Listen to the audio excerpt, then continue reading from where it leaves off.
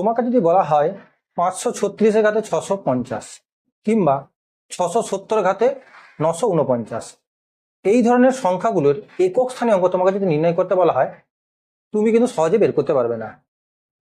আজকের ভিডিওর মাধ্যমে একক স্থানীয় অঙ্ক নির্ণয় তোমরা কিভাবে দ্রুত বের করতে পারবে তা আলোচনা করব। সকল শিক্ষার্থীকে ম্যাথ এডুকেটর চ্যানেলে স্বাগত জানাই। আশা করি তোমরা প্রত্যেকেই ভালো আছো। আজকের ভিডিওর মাধ্যমে একক স্থানীয় অঙ্ক নির্ণয় আমরা দ্রুত কিভাবে নির্ণয় করা যায় তা আলোচনা করব।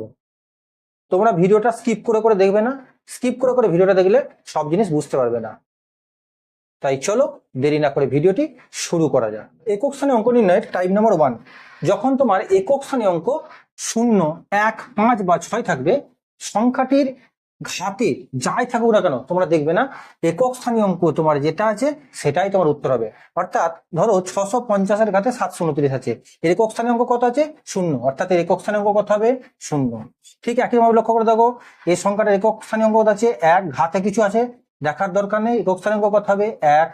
এই সংখ্যাটা লক্ষ্য করো, একক স্থানীয় অঙ্ক কত আছে? 5, তার ঘাতে কি আছে দেখার দরকার নেই, এর একক স্থানীয় অঙ্ক কত হবে? 5। এই সংখ্যাটা একক স্থানীয় অঙ্ক কত আছে? 6, এর ঘাতে কি আছে দেখার দরকার নেই, তার একক স্থানীয় অঙ্ক কত হবে? 6। তোমরা মনে রাখবে যদি কোনো সংখ্যার একক স্থানীয় অঙ্ক 0, 1, 5, 6 থাকে, তার ঘাতে যে কোনো সংখ্যা থাকুক না কেন তার একক স্থানীয় অঙ্ক কিন্তু সেটাই হবে।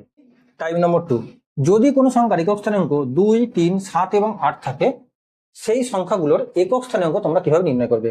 প্রথমে দেখো এই সংখ্যাটা, দেখো একক স্থানীয় অঙ্ক কত আছে? 2 আছে, এর ঘাতটার দিকে দেখো কত আছে? 362। তোমরা প্রথমে কি করবে? এই সংখ্যাটাকে 4 দিয়ে ভাগ করে নেবে।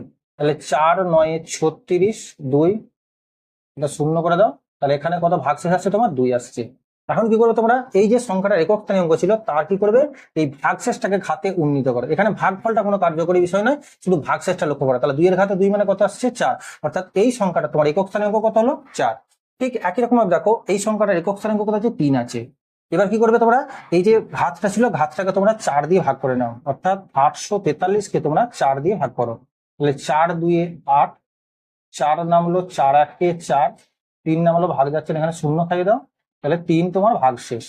এই ভাগশেষটাকে কি করবে? এই সংখ্যাটার ঘাতে তুমি উন্নীত করে দেবে, অর্থাৎ 3 এর ঘাতে 3, 3 এর ঘাতে 3 মানে কত জানো তোমরা? 27। এই 27 এর একক স্থানীয় কত? 7। অর্থাৎ এই সংখ্যাটির একক স্থানীয় কত তোমার? 7। ঠিক একই রকম ভাবে এই সংখ্যাটা দেখো একক স্থানীয় কত আছে? 7 আছে। এখন তোমরা কি করবে? এই যে ঘাতটা ছিল ঘাতটাকে তোমরা 4 দিয়ে ভাগ করে নাও, অর্থাৎ 621 কে তোমরা 4 দিয়ে ভাগ করে নাও। তাহলে 4 1 4, 2 এর 2 22, 4 5 20, 21, 4 5 20।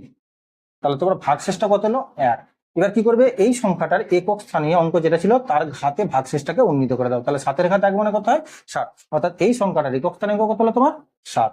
ঠিক একই রকম ভাবে দেখো এই সংখ্যাটার একক স্থানীয় অঙ্ক কত আছে? 8 আছে। এবার ঘাতটার দিকে তাকাও, কত আছে ঘাতটা? 432। এটাকে তোমরা 4 দিয়ে ভাগ করে নাও। 4 1 4, 3 ভাগশেষ যাচ্ছে না, এখানে 0 খাও, 2টা নামিয়ে দাও। তাহলে 4 আসবে 32। দেখো এখানে ভাগশেষটা তোমার 0 চলে এসছে। তখন যখন ভাগশেষটা 0 হবে তখন তোমরা কি করবে?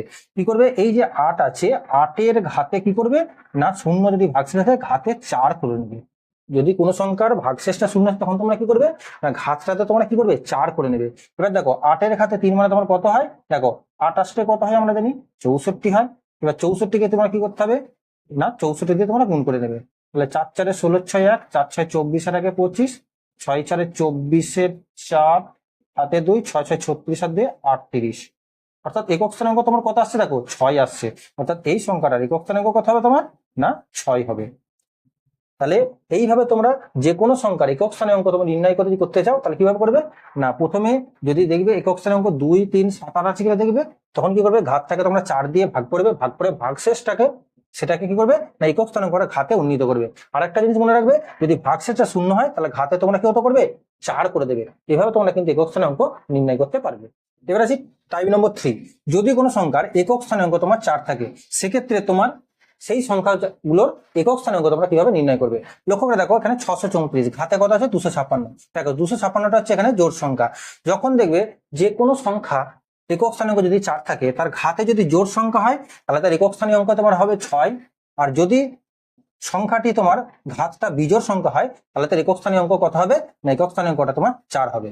তোমরা এইভাবে মনে রাখবে এখানে কোনো ক্যালকুলেশন করার দরকার নেই, শুধু ঘাতটা লক্ষ্য রাখবে। ঘাতটার সংখ্যাটা কি দেখবে? জোড় সংখ্যা। জোড় সংখ্যা হলে কি হবে না, তার একক স্থানাঙ্ক হবে 6, এবং ঘাতটা যদি বিজোড় সংখ্যা হয় তাহলে তার একক স্থানাঙ্ক কত হবে? 4 হবে। তোমরা এভাবে।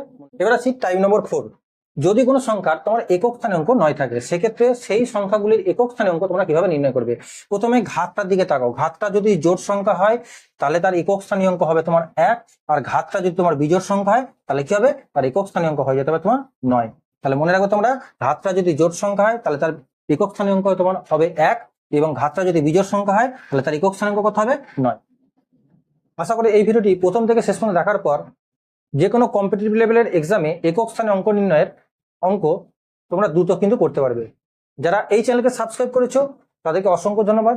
যারা এখনো চ্যানেলটিকে সাবস্ক্রাইব করেনি তারা অবশ্যই চ্যানেলটিকে সাবস্ক্রাইব করো, এবং পাশে থাকা বেল আইকনটি ক্লিক করে নোটিফিকেশন মোডটি অলে সেভ করে দাও, যাতে এই ধরনের নিত্য নতুন ভিডিওর আপডেট সর্বপ্রথম তোমার কাছে পৌঁছায়।